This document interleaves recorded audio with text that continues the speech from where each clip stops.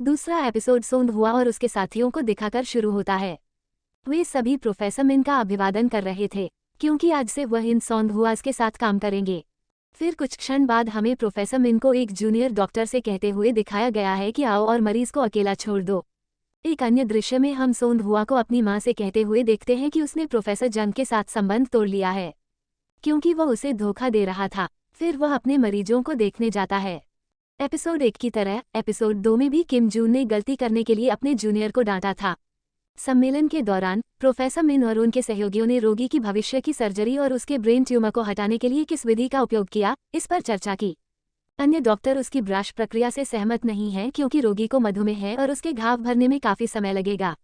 मिन उन्हें बताता है कि यदि वे ट्यूमर को पूरी तरह से नहीं हटाते हैं तो प्रेस नकारात्मक प्रतिक्रिया करेगी और इसका असर अस्पताल पर पड़ेगा। दोपहर के भोजन के लिए कैंटीन में डॉक्टर ये देखने के लिए पहुंचे कि ली जून अब भोजन परोस रहे हैं, जो उनके दोस्तों को आश्चर्यचकित करता है। फिर हमें सोंद हुआ और किम जून दिखाया गया है जो फिर दूसरे डॉक्टर से प्रोफेसर मिन के बारे में बात कर रहे हैं।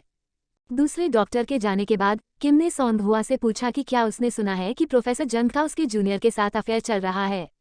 सोंद हुआ उससे कहता है कि मुझे पता है कि तुमने उसे लड़की के साथ देखा था, तो तुमने मुझे बताया क्यों नहीं।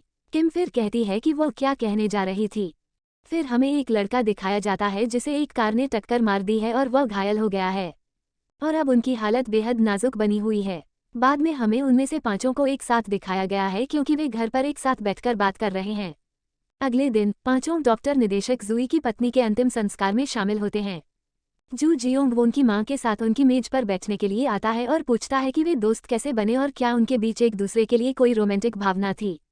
सोक जवाब देता है कि उसने एक बार सोंद हवा से कहा था कि उसके मन में उसके लिए भावनाएं हैं, लेकिन उसने उसे यह कहते हुए अस्वीकार कर दिया कि वह किसी और को पसंद करती है।